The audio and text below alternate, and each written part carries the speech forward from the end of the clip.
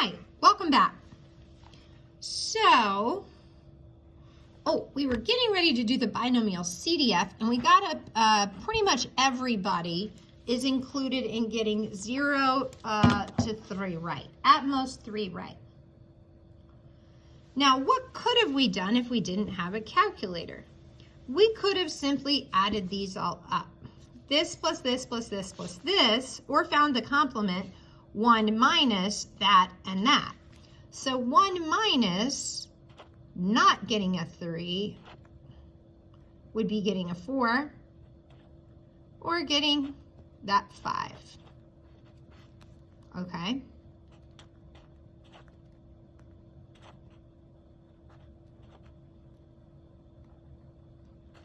And that's still this same number. Okay, what's the probability of getting 3 or more? So same thing, this would be getting a 3, getting a 4, or getting a 5. And that would be this number.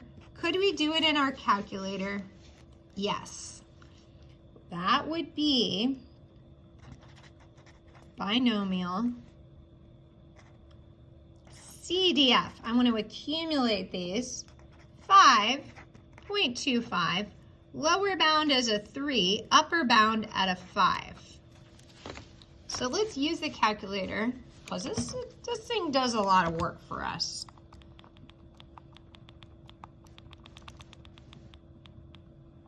CDF, 5 trials, 0.25, lower bounds, 3. Upper bound 5, enter. There it is. 1.04. There it is. Okay. 1.04. Amazing. So, what did we learn by walking through that lesson?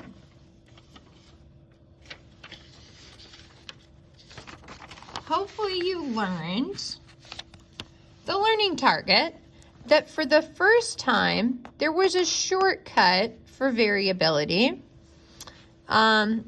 standard deviation, right? And we can think of it as the square root of n times the probability times the failure.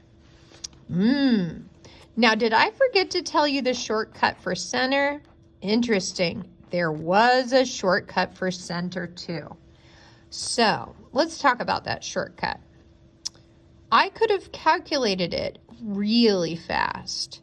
The number of trials is 5, and the probability of success is 0.25. So when I multiply these, I get 1.25. That's it? Yes, that's it. This formula tells us the center, if and only if it's a binomial distribution. And I didn't need any of the calculator tricks. I just had to multiply those two numbers to tell you that a typical student would get 1 1/4 question right just by guessing. So let's talk about the learning target. We would make a histogram, again, so that we understand it's a distribution. Our choices would be, some people would get 0, some people would get 1, some people would get 2, and very few people would get 3, 4, or 5. Notice almost nobody would get a 5. This is a distribution. So we can use calculus to find areas under the curve for this too, using math and calculus and the computer. So how do we interpret this? We make sure to say out of how many trials. Okay. So this is the number of questions you'd get right if you had 5 questions to guess. In this instance, that's out of, I would get 1 1/4 right expected out of 5 questions. Okay? And that's how we interpret center. How do we interpret variability? This number ended up being 5 times 0.25 times 0.75, and then we took the square root. It came to pretty much 1. So how do we interpret that? For every 5 questions I'm just guessing, excuse me, you didn't have any of that. That was the math. For every 5 questions we guess, we would guess that we would get 1.25 right, and a typical student would get within 1 from the mean by just guessing. Okay, so how do we finish this sheet? Let's go through our bins test to figure out if Miss Miller's example is binomial. Okay, so looking here, it looks like it met all the criteria, B-I-N-S. Let's double check. Her class is so hard, or Mr. Miller's class is so hard he gave a pop quiz and students were forced to just guess on every question. They had A through E and 10 questions. Hannah is one of the students in class. Let's figure out the number of questions she answered correctly. Okay, so it's binary because either you got it correct or incorrect. N is 10. Each question should be independent, and the probability of getting it right would be 0.2. So you should ask yourself, why did it go from 0.25 to 0.2? And the reason is because instead of choices A, B, C, D, this quiz had choices A, B, C, D, E. So you only have a 1 in 5 chance of guessing correctly. Now let's take a look at 2. Oh, for our conclusion, so yes, it meets all 4. It's got to be binomial. Okay, now question 2. Using our technology, we can make a histogram. So you could have done this on Staplet or just watching the video.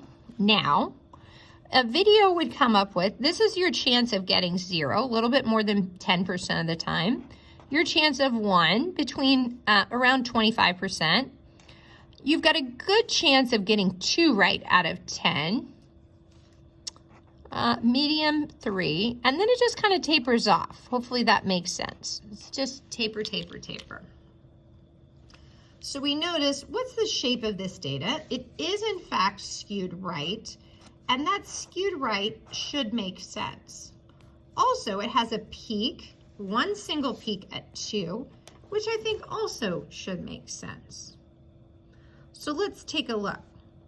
We can use our new shortcut formula to calculate what we should expect.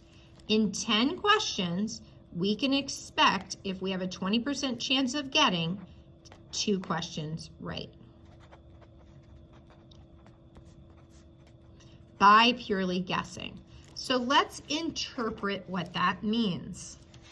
It means after many, many quizzes, we would expect the average student to get the number correct out of 10 to be 2.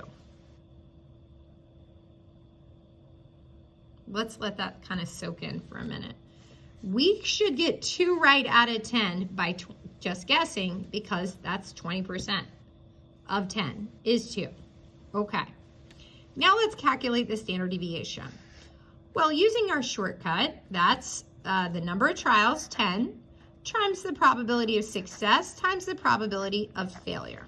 Okay, and we get this. So we ask ourselves, does that make sense? If it doesn't, you typed it in the calculator wrong. So double check your answer. Okay, so let's interpret. The number of correct on a quiz of 10 typically varies by 1.26 questions from the mean of 2 questions correct by purely guessing. Thanks for joining me, guys. I hope this concept is starting to come into focus. We will continue to work on it when I see you next class.